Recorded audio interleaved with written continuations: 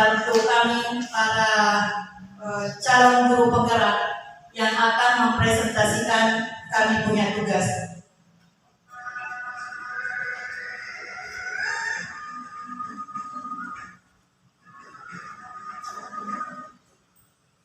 Nah, di sini kita tidak mengatakan bahwa yang berdiri di depan kalian adalah orang yang mampu menguasai semuanya, tetapi kita di sini ingin belajar, berkolaborasi, saling mendukung dan mewujudkan disiplin positif di sekolah kita tercinta.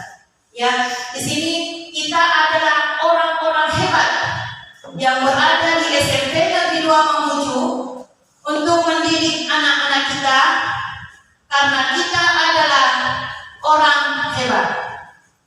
Ya, kalau saya mengatakan begini, SMP Negeri 2 Mamuju, kalian mengatakan nanti ibu mengatakan luar biasa. Ya, kita mulai ya. SMP Negeri 2 Mamuju, luar biasa. Saya ulangi kembali. SMP Negeri 2 Mamuju, luar biasa. Masya Allah. Semoga dengan semangat kita kali ini bisa menjadikan kita orang-orang hebat, dan kami menginginkan di sini para anak-anak muda di sini bisa mengikuti pendidikan seperti kami, yaitu calon guru penggerak. Amin. Karena di antara kalian saya paling tua, tetapi yang namanya pembelajaran ada yang namanya pembelajaran sepanjang hayat. Ya. Nah, kemudian yang kami dapatkan di pendidikan calon guru penggerak yang akan saya presentasikan hari ini, yaitu budaya positif yang di dalamnya terdiri dari 6. Yang pertama, disiplin positif dan nilai kebajikan universal. Yang kedua, teori motivasi, hukuman dan penghargaan, restitusi, keyakinan kelas, kebutuhan dasar manusia, 5 posisi kontrol, dan segitiga restitusi. Nah, disiplin positif. Ya, kita sekarang belajar tentang disiplin positif dulu.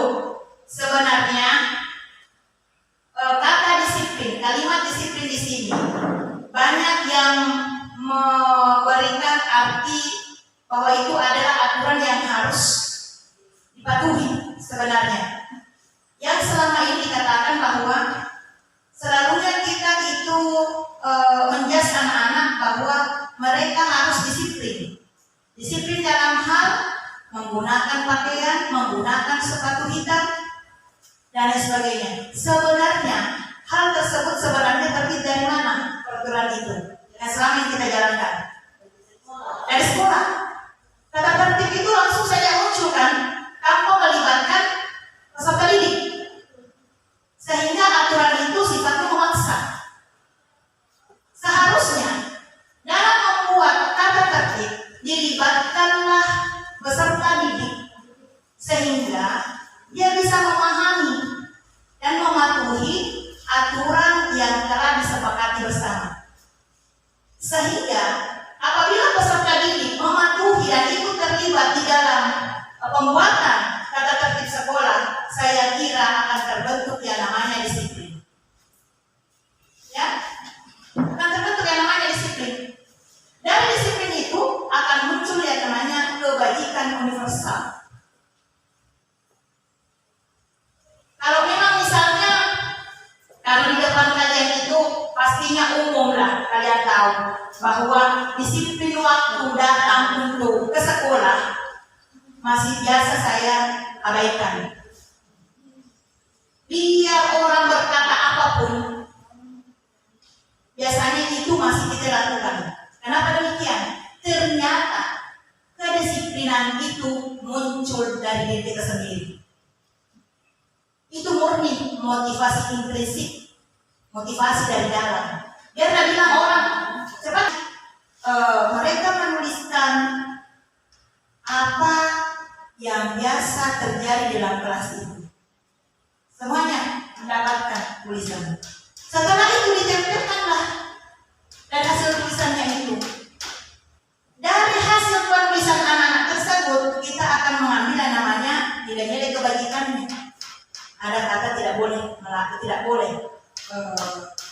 menang, tidak ada seperti itu. Harus selalu kalimat yang positif.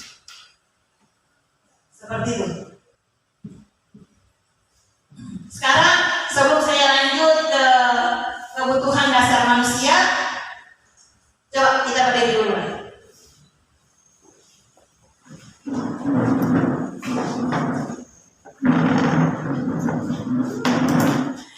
Kita berdiri dulu.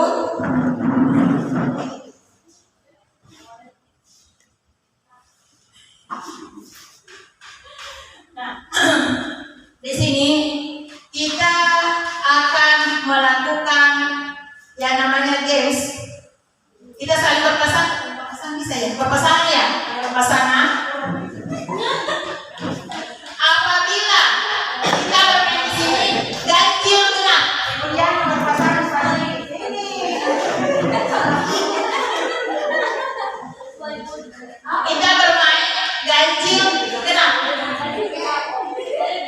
Kalau saya menyebutkan angka ganjil, jadi misalnya kita berhadapan di sini.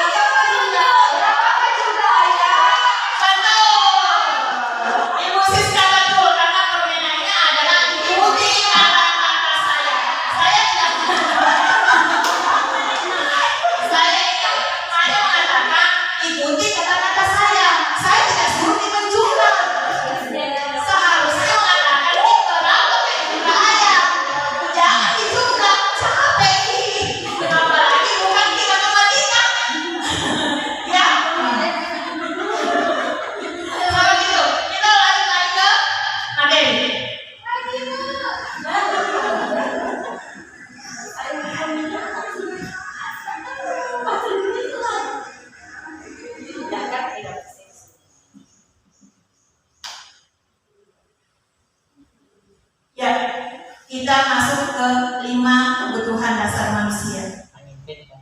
Dalam menghadapi anak-anak di kelas kita sebagai guru tidak seharusnya langsung memberikan hukuman, akan tetapi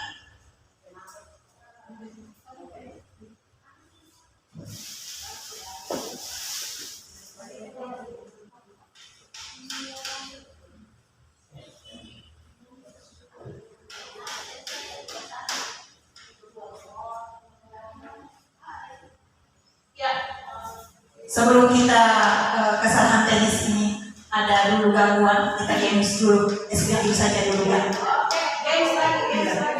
Sebelum kita masuk karena ada kesalahan teknis.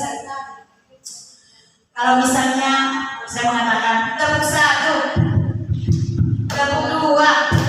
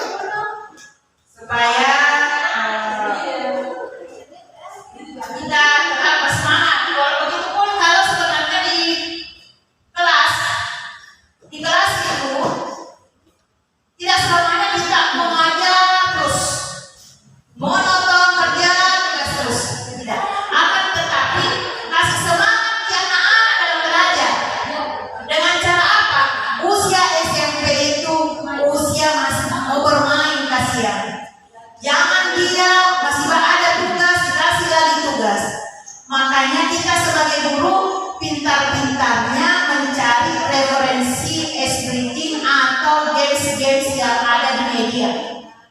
Banyak sekali disediakan sebenarnya. Karena anak-anak itu kalau dikasih permainan, bersemangat dia. Iya, walaupun jam terakhir, kita tidak dapat mencari dia. Ya, seperti itu yang sebenarnya diharapkan.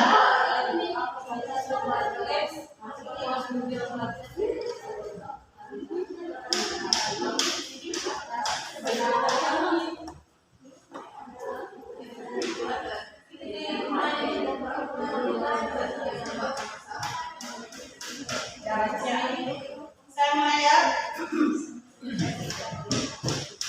Tepuk 1, tepuk 2,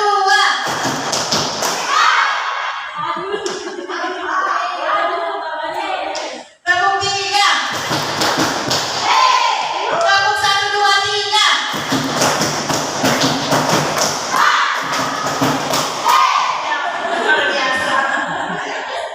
Luar biasa seperti ini ya. Bagaimana kalau seperti ini misalnya dikasih permainan anak-anak Kak?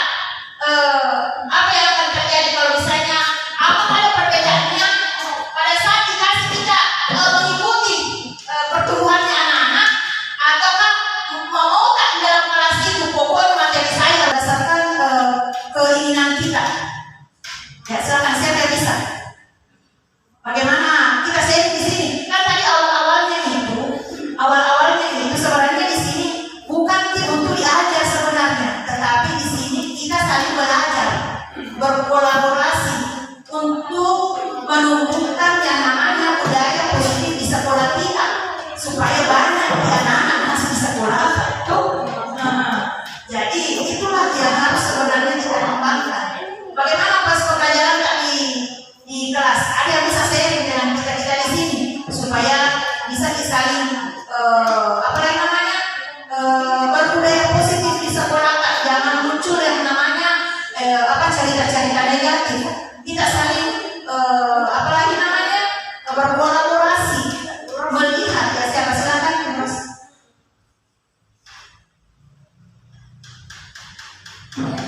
Assalamualaikum warahmatullahi wabarakatuh. Terima kasih untuk kesempatannya. Untuk kegiatan selama ini di kelas saya itu saya berikan sesuai kebutuhan siswa. Saya mengajarkan, saya berikan sesuai kebutuhan siswa. Adapun semacam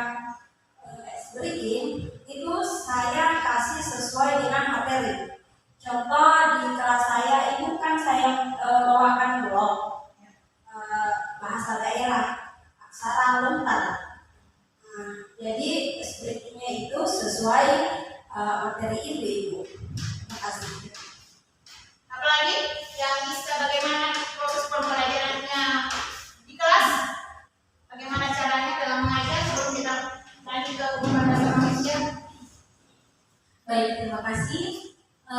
Yang ingin saya sampaikan, Ibu, hampir sama dengan Ibu Ros. Saya menyesuaikan dengan kebutuhan siswa, di mana ketika saya melihat keadaan siswa, mungkin sudah tidak teratur, apakah dia cerita atau mungkin fokusnya berkurang dalam kelas. Di situ saya membuat sebuah games agar anak ini terfokus lagi kepada pembelajaran yang guru sampaikan. Seperti itu. Terima kasih. Ya, terima kasih. Ada 2 orang tadi yang memaparkan bagaimana proses pembelajaran di kelas, luar biasa ya. Hampir nih sebenarnya bisa masuk ke calon guru penggerak Ibu. Iya, saya hampir kali Bu saya masuk mendaftar calon guru penggerak angkatan ke-11, luar biasa. Karena kenapa sebenarnya di sini saya lihat Bu, ada di dasarnya sisa memberikan penguatan. Kalau begini semua semangatnya luar biasa, sekolah kita betul-betul menjadi luar biasa. Ya, jangan mengatakan biasa-biasa. Tapi sebenarnya kita luar biasa. Kita ada sekolah yang berprestasi. Ya. Nah, sebenarnya kebutuhan dasar manusia itu sebelum kita menjas anak-anak atau artinya memarahi anak-anak, ya, sebenarnya dalam memarahi itu kan tidak boleh. Kita harus memahami ada kebutuhan dasar manusia sebenarnya. Kebutuhan dasar manusia sebenarnya apa itu? Yang pertama, kita butuh yang namanya kasih sayang. Ya, banyak itu siswa entahlah mengganggu temannya, entahlah tidur di kelas, entahlah keluar masuk ke kamar mandi. Karena kenapa? Sebenarnya mau dia diperhatikan, mau disayang sama gurunya supaya dia tahu, oh namanya ini. Nah, seperti itu. Karena kenapa? Kebutuhan dasar kita sebagai manusia ini disayang. Salah satunya ini disayang.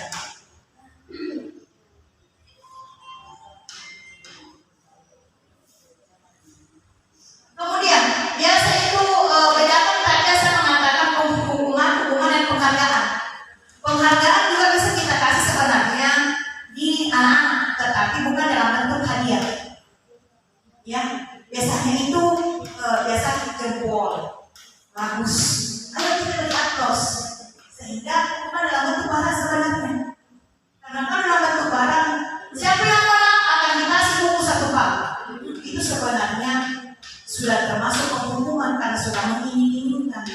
Tetapi kalau pencapaiannya itu tidak ada kata ingin-ingin, berarti kita kasih saja jempol, bukan penghukuman. Ya.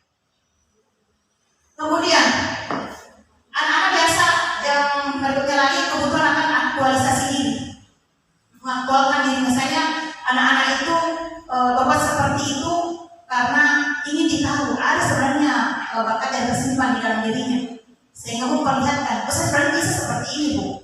Tetapi kita sebagai guru dalam satu kelas 30 anak yang kita hadapi, biasanya itu ada beberapa anak yang kita tidak perhatikan. Biasanya yang condong kita perhatikan. Sebenarnya mereka punya bakat masing-masing. Karena kenapa? Sesuai dengan filosofi Ki Hajar Dewantara, bahwa kita mendidik itu harus memperhatikan yang namanya apa? Kodrat alam dan kodrat zaman. Apa itu kodrat alam? Yang dibawa anak sejak lahir seperti apa? Kodrat zaman apa? Kita menyesuaikan cara pengajaran kita dengan keadaan zaman sekarang. Sekarang zaman IT, handphone, anak-anak kita larang mencari di Google. Tidak boleh, jangan cari di Google, cari sendiri di buku. Biar di komanya disuruh juga tulis gitu. Itu pengajaran tempo dulu. Ya, sekarang pembelajaran IT kita ketinggalan nantinya. Nah, seperti itu. Di sini apakah di sini dalam mengajar dan proses pembelajaran tidak memperhatikan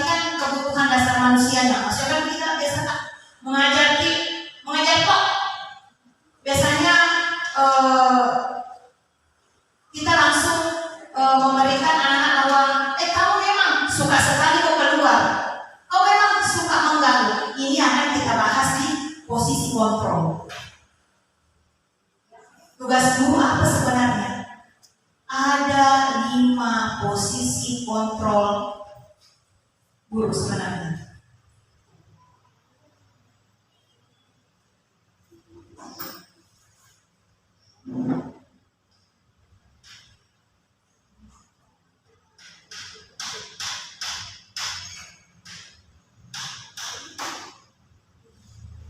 Ya, 5 posisi kontrol guru. Yang pertama, apakah kita ingin menjadi guru pemukul? Yang kedua, apakah kita ingin menjadi pembuat rasa bersalah? Yang ketiga, apakah kita ingin menjadi teman?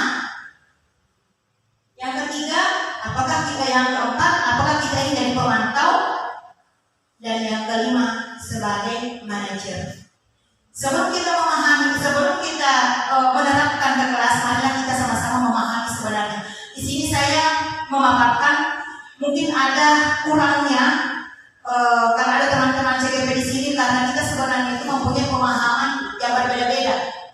Ya, tidak dipaksa untuk memahami, harus memahami apa yang saya paham, harus paham. Tidak sebegitunya. Tetapi kita sebagai guru pasti mempunyai pemahaman yang berbeda-beda. Sama kami juga yang melaksanakan pendidikan guru penggerak ini, pemahaman, ada yang pemahamannya 100%, ada yang pemahamannya cuma 80%, ada yang pemahamannya 50%. Nah, intinya kalau kita sebagai guru penghukum, kita langsung menitikberatkan kesalahan itu pada anak tersebut. Kalau kita membuat rasa bersalah, ini saya pernah lakukan ini, membuat rasa bersalah. Sampai-sampai sebelum saya mengenal yang namanya guru penggerak, sebelum saya masuk, saya sering sharing sama ibu kepala sekolah dan guru penggerak yang di SMP Negeri 2, SMP Negeri 1 Mamuju. Sebenarnya saya sering mengatakan seperti ini sama anak-anakku. Saya tidak pernah memukul, tetapi kata-kata aku yang pedis, hening-heningnya dan lain sebagainya, saya langsung mengatakan begini. Kau memang suka sekali bolos. Itu sebenarnya sudah termasuk membuat rasa bersalah. Di depan teman-temannya kita bilang begitu. Kau memang malas sekali kau datang ke sekolah. Itu membuat anak-anak merasa tidak nyaman di posisi ini. Sehingga biasanya kalau anak tidak mau saya masuk kalau guru itu. Pasti dia bilang begini, pernah siswa saya protes. Bu, seandainya bisa dikasih pilihan Bu, antara dipukul dengan kata-kata yang keluar dari mulut aku, lebih baik dipukul. Sakit sekali kata apa? Karena kenapa? Di posisi ini kita memposisikan diri kita sebagai, memposisikan siswa sebagai pembuat rasa bersalah. Tidak nyaman dirasa begitu. Kok memang bodoh kok, tidak bisa, malas memang kok, tidak mau kerja tugas, begitu memang perilaku itu tidak boleh. Kemudian apa lagi sebagai teman? Iya, kenapa gitu? Akhirnya itu sebenarnya tidak boleh. Karena kenapa? Pada saat kita menjadi teman, giliran kita kan ini keluar masuk, kita punya perilaku biasa, malah di luar tiba-tiba bocor sama anak. Akhirnya apa? Kecewa dengan anak gue. Masih begitu ibu, padahal aku kemarin tak ke rumah, aku bercanda. Aku pukul-pukul, aku joget-joget. Kenapa nih hari? Berubah. Ada rasa kecewa. Soalnya tidak boleh kita lakukan sebagai teman. Kemudian pemantau. Pemantau ini apa? Melihat. Oh, ini anak sebenarnya dia ikutkah belajar? Dia cuma mantau saja. Kalau misalnya dia melihat dengan catatan-catatan dikasih oleh guru-guru lain, ini Bu sering datang terlambat, ini Bu begini, dia catat di kelasnya misalnya. Kalau kita wali kelas sebagai pemantau, akhirnya dikatakan begini,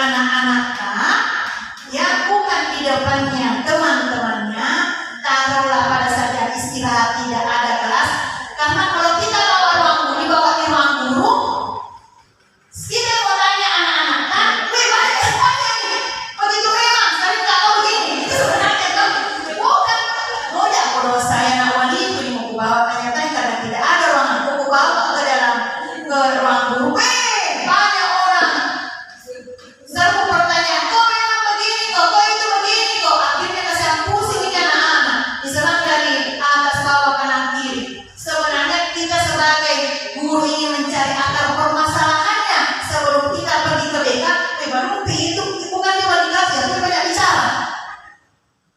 Seperti itu kan? Nah, dipanggil orang assalamualaikum. Baik, kau lagi anu. Begitu memang kau itu. Nah, kau memang begitu. Di kelas tadi mata pelajaran kau juga itu begini-begini. Iya, kalau seperti itu anak-anak ya. Dekat wali kelasnya. Kita juga sebagai wali kelas, kalau dikasih begitu nak wanita, jadi juga. Kenapa? Karena ini siswa ibaratkan dia anakku, ya anak-anak anakku di rumah. Sekarang anak kedua aku ini, kalau saya mau marahin dia tidak ikut dimarahin. Seperti kalau di rumah misalnya kita mau marahin anak tetangga, marahin juga. Satu, seperti itu tuh. Nah, kita bawa itu ke anak-anak ke tempat di mana kita berbuah di situ, menanyakan kenapa dia berbuat seperti itu. Sebelum sampai ke pernikahan, jangan apa pernikahan, jangan ada pernikahan, surat itu.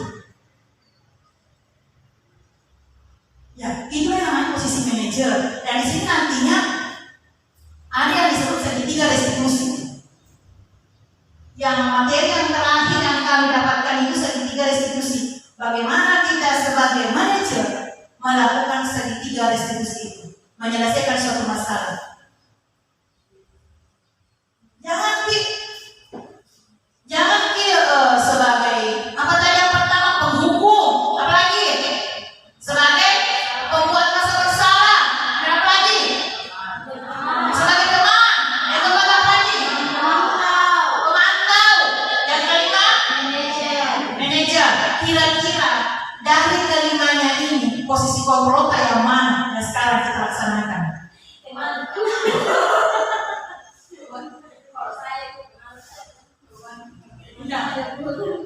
Ada yang sebagai teman, ada yang sebagai pemantau. Ada juga plus pemantau plus teman. Kemudian seperti itu. Ternyata saya juga sebenarnya sering saya anggap siswa saya itu adalah teman saya. Saya juga sebagai pemantau. Kenapa siapa yang tidak masuk mengajar di kelas, siapa yang tidak datang itu pemantau. Itu ya kan. Tapi sebenarnya menurut yang kami pelajari di pendidikan ilmu penggerak, ternyata posisi yang paling bagus itu memang sebagai manajer. Saya tidak bisa sebagai teman supaya tadi cepat kita terima pelajaran.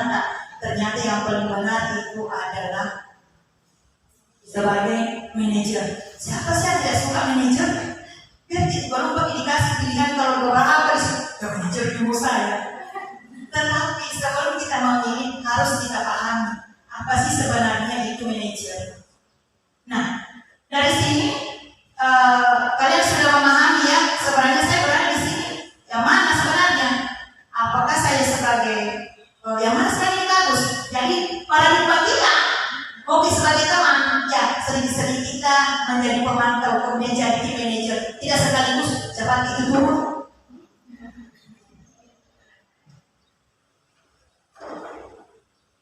Nah sekarang kita masuk ke karena laptop saya robek, saya mengandalkan HP saja. Segitiga restitusi.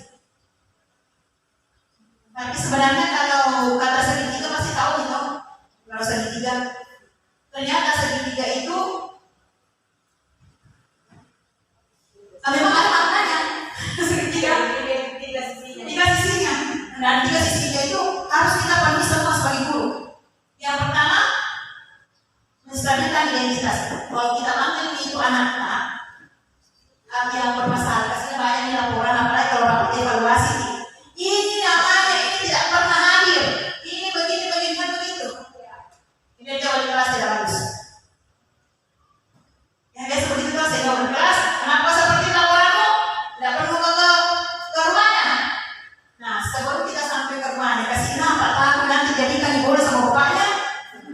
Ya panggil dulu kasihan. Sepulang dari sekolah atau jam istirahat panggil ke ruangannya, ke ruangan tak jangan banyak orang. Karena saya pernah bicara-bicara juga dengan orang BK, dia bilang begini, Bu, saya bisa tak di bukan Pak Rudi ya, ada satu sekolah yang saya tempat dulu di sana. Bu, bisa tak dicarikan ruangan satu? Saya tidak mau sama dengan satu ruangan dengan guru-guru. Kenapa? Kalau ada kesan anak-anak bermasalah, seharusnya masuk di ruanganku. Baru aku tanya, aku bisa beri pertanyaan. Diborongi dikasihnya. Nah, seharusnya itu anak-anak tidak seperti itu. Kita harus mengetahui dulu akar permasalahannya. Jangan juga dihadapi di guru BK, masukin lagi siapa? Memang kau ini sudah seperti itu. Kalau memang tadinya kamu baru tidak bisa menyelesaikan, kasih BK. Jangan BK sudah tangani, datang untuk menerocos. Kalau tidak, kalau sudah wali kelas sudah tidak bisa tangani, kasih BK. Kenapa sih? Kita memanggil anak-anak yang bukan di depannya teman-temannya, taruhlah pada saat istirahat tidak ada kelas. Karena kalau kita bawa ruang guru, dibawa ke ruang guru, kita mau tanya anak-anak, wih banyak semuanya nih, begitu memang, sering tak tahu begini, itu sebenarnya kan, bukan, mudah kalau saya nak wali itu mau bawa tanya-tanya karena tidak ada ruangan, aku bawa ke dalam ke ruang guru, banyak orang, serbu pertanyaan, kok memang begini, kok itu begini, kok akhirnya kasih pusing ini anak-anak, diserang dari atas bawah kanan kiri. Sebenarnya kita sebagai guru ingin mencari akar permasalahannya sebelum kita pergi ke BK. Baru itu bukan dia wali kelas, tapi banyak bicara. Seperti itu kan? Nah, dipanggil orang, assalamualaikum. Baik, kau lagi anu. Begitu memang kau itu. Nah, kau memang begitu. Di kelas tadi mata pelajaran kau juga itu begini-begini. Iya, kalau memang seperti itu anak-anak ya. Dekat wali kelasnya. Kita juga sebagai wali kelas, kalau dikasih begitu nak wanita, jengkel juga. Kenapa? Karena ini siswa ibaratkan dia anakku. Ya, anak-anak anak-anakku di rumah. Sekarang anak kedua aku ini. Kalau saya mau marahin dia, tidak ikut dimarahin. Seperti kalau di rumah misalnya, kita mau marahin anak tetangga, marahin juga. Satu. Seperti itu kan? Nah, kita bawa itu ke anak-anak ke tempat di mana kita berbuah di situ, menanyakan kenapa dia berbuat seperti itu. Sebelum sampai ke BK, jangan apa BK, jangan ada BK surat itu. Ya, itu yang namanya posisi manajer. Dan di sini nantinya ada yang disebut segitiga restitusi. Yang materi yang terakhir yang kami dapatkan itu segitiga restitusi. Bagaimana kita sebagai manajer melakukan segitiga restitusi itu, menyelesaikan suatu masalah. Jangan sebagai apa tadi yang pertama penghukum, apa lagi? Sebagai pembuat rasa bersalah, ada apa lagi? Sebagai teman, yang keempat apa lagi? Pemantau, yang kelima manajer. Kira-kira dari kelimanya ini posisi komprota yang mana yang sekarang kita laksanakan?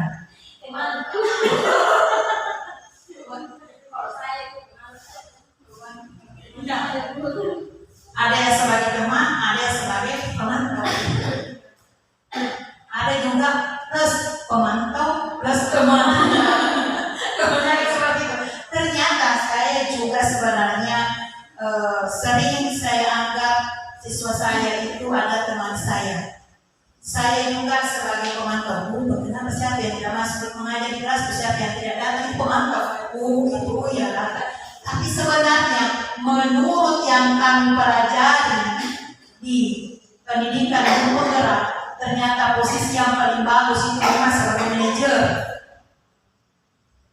Saya tidak bisa sebagai teman supaya tadi cepat kita terima pelajaran. Ternyata yang paling benar itu adalah sebagai manajer. Siapa sih yang tidak suka manajer? Biar baru dikasih pilihan kalau beberapa ke manajer ibu saya. Tetapi sebelum kita memilih harus kita pahami apa sih sebenarnya itu manajer. Nah, dari sini kalian sudah memahami ya sebenarnya saya berada di sini. Yang mana sebenarnya? Apakah saya sebagai yang mana sebenarnya bagus? Jadi paradigma kita sedikit-sedikit kita menjadi pemantau, kemudian jadi tim manager. Tidak sekaligus cepat itu dulu.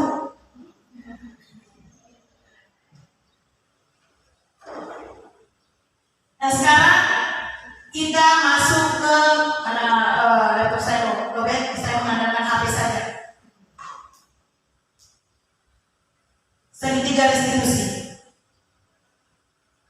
Tapi sebenarnya kalau kata segitiga pasti tahu gitu.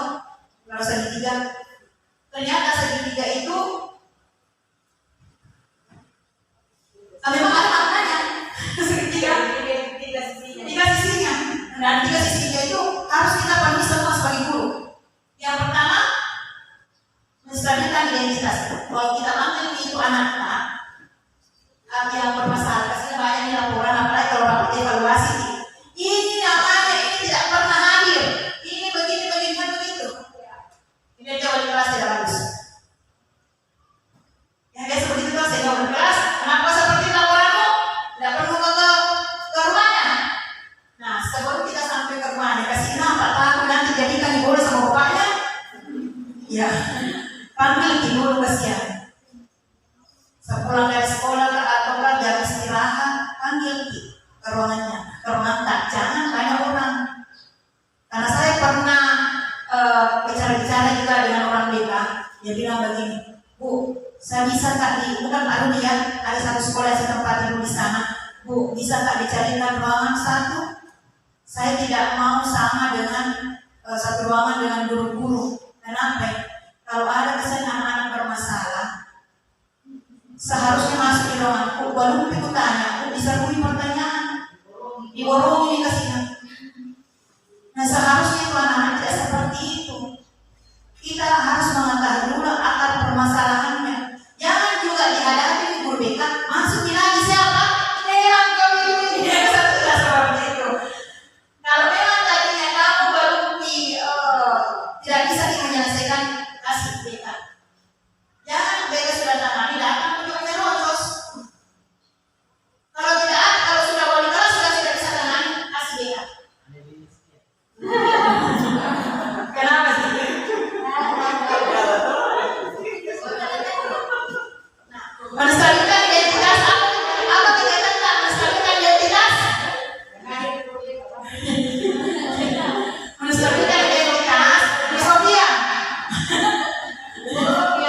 Guru BK filosofia, asistennya Pak Rudi.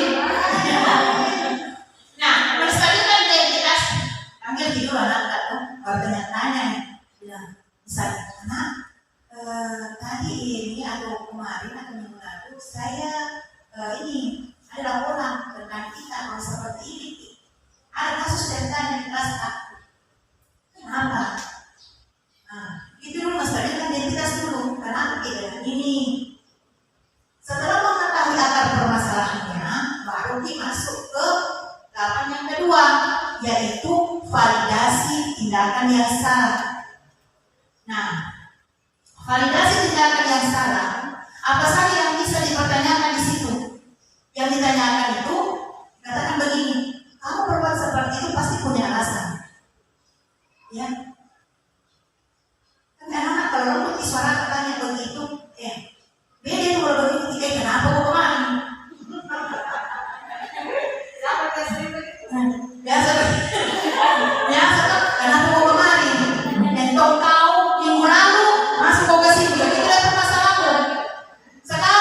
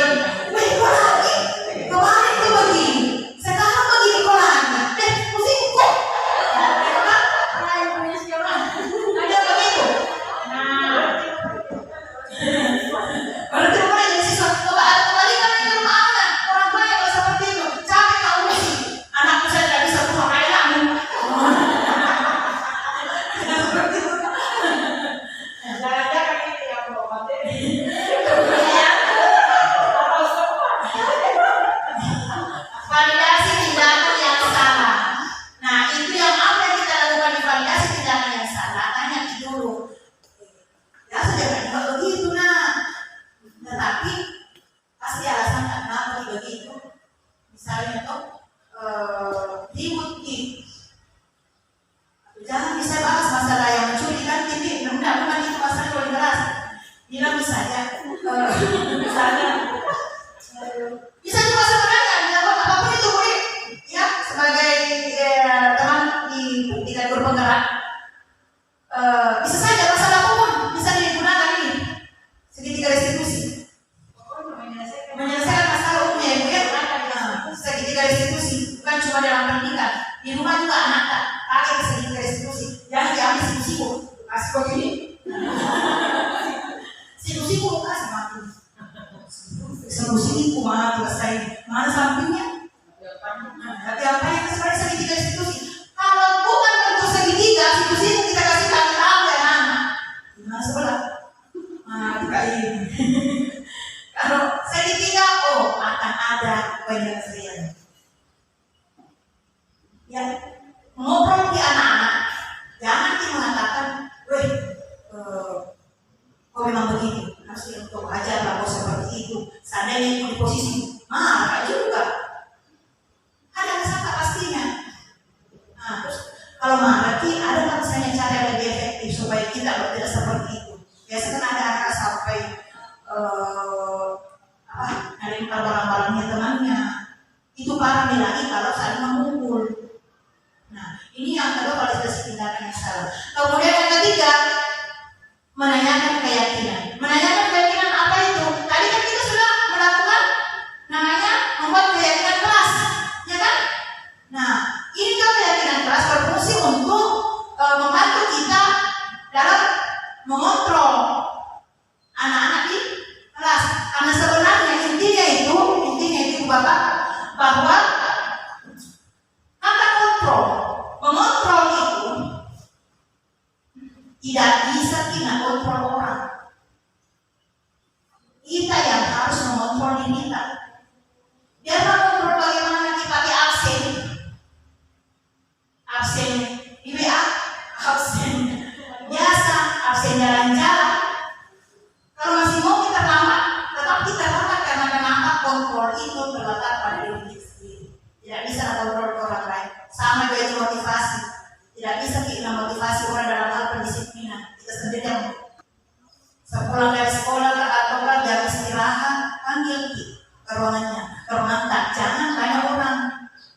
Karena saya pernah bicara-bicara juga dengan orang desa, dia bilang begini, Bu, saya bisa tak bukan Pak Rudi ya, ada satu sekolah yang saya tempati dulu di sana, Bu, bisa tak dicarikan ruangan satu? Saya tidak mau sama dengan satu ruangan dengan guru-guru. Kenapa? Kalau ada kesan anak-anak bermasalah, seharusnya masuk di ruanganku, baru aku tanya, aku bisa beri pertanyaan, diborongi dikasihnya. Nah, seharusnya itu anak-anak tidak seperti itu. Kita harus mengetahui dulu akar permasalahannya.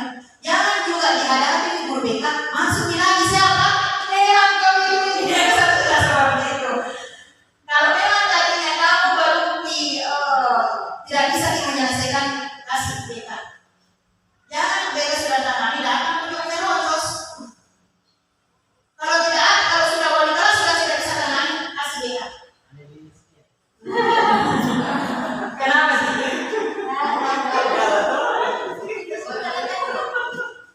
Melestarikan identitas, apa kegiatan tak melestarikan identitas? Melestarikan identitas, filosofia. Guru BK filosofia, asistennya Pak Rudi. Nah, melestarikan identitas, ambil tidur anak tak tuh, tanya bilang, misalnya, anak, tadi ini atau kemarin atau minggu lalu saya ini ada laporan tentang kita kalau seperti ini, ada kasus tentang di kelas A. Kenapa? Nah, itu dulu melestarikan identitas dulu, karena ini. Setelah mengetahui akar permasalahannya, baru masuk ke tahapan yang kedua, yaitu validasi tindakan yang salah. Nah, validasi tindakan yang salah, apa saja yang bisa dipertanyakan di situ? Yang ditanyakan itu, katakan begini, kamu berbuat seperti itu pasti punya alasan. Ya, kan anak-anak kalau di suara katanya begitu, beda itu kalau begitu, kenapa kok kemarin?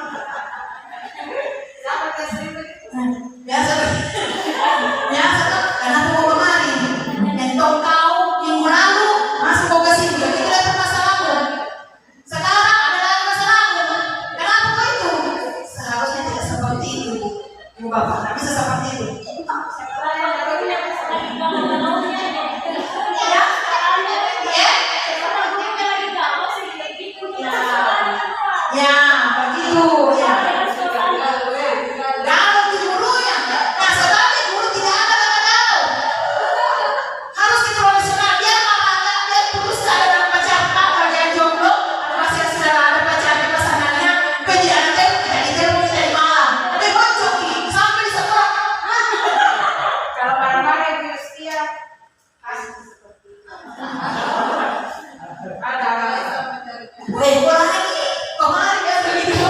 Ada lagi. Weh, gua lagi kemarin tuh begini. Sekarang begini gua lagi. Pusing kok. Ada begitu. Nah, berarti mulai dari siswa coba ada kebalikan di rumah anak. Orang tua yang nggak seperti itu. Capek nggak urusi. Anakku saya tidak bisa buang air lagi.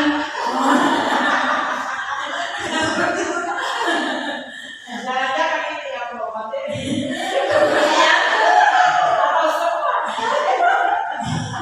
Validasi tindakan yang salah. Nah, itu yang apa yang kita lakukan di validasi tindakan yang salah. Tanya dulu. Ya sudah kan begitu nah. Tetapi pasti alasan kenapa begitu. Misalnya tuh ribut gitu. Jangan bisa bahas masalah yang mencuri kan titik. Bukan itu masalah yang keras. Bilang misalnya bisa juga sebenarnya bilang apapun itu boleh ya sebagai teman di kantor penggerak bisa saja masalah umum bisa digunakan ini segitiga restitusi menyelesaikan masalah umum ya ibu ya segitiga restitusi bukan cuma dalam pendidikan di rumah juga anak tak pakai segitiga restitusi jangan diambil siku-siku kasih begini siku-siku kasih mati solusi kumaha selesai mana sampingnya tapi apa yang sebenarnya segitiga restitusi kalau bukan untuk segitiga situ kita kasih kaki ya anak gimana sebelah tidak ini kalau segitiga akan ada penyelesaian ya ngobrol di anak-anak jangan dia mengatakan weh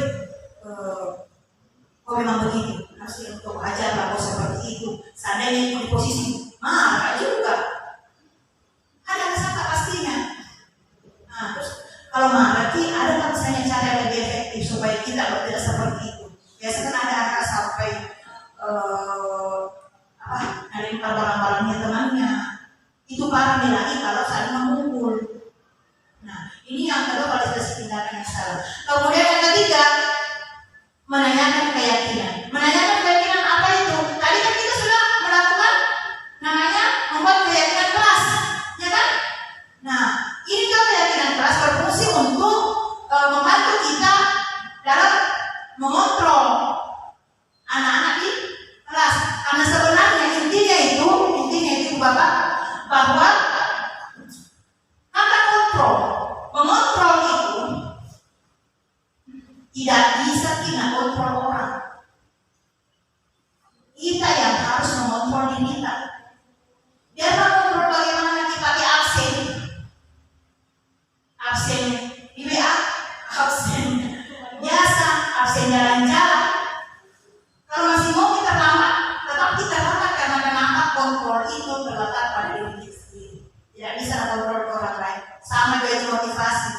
Tidak bisa kita motivasi orang dalam hal pendisiplinan. Kita sendiri yang bisa mendisiplinkan diri kita.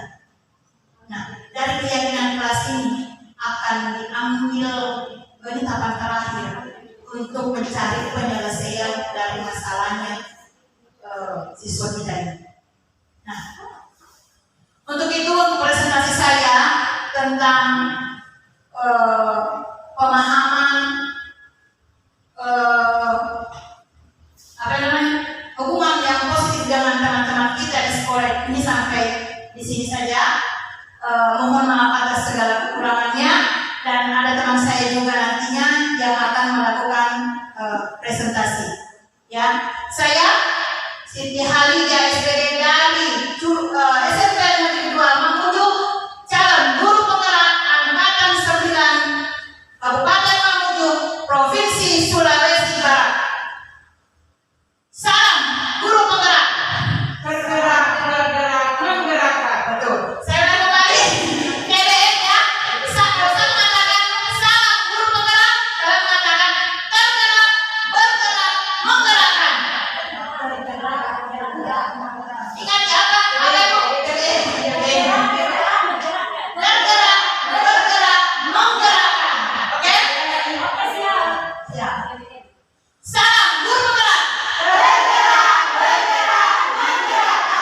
Terima kasih. Assalamualaikum warahmatullahi wabarakatuh. Mengontrol anak-anak di kelas, karena sebenarnya intinya itu Bapak, bahwa kata kontrol, mengontrol itu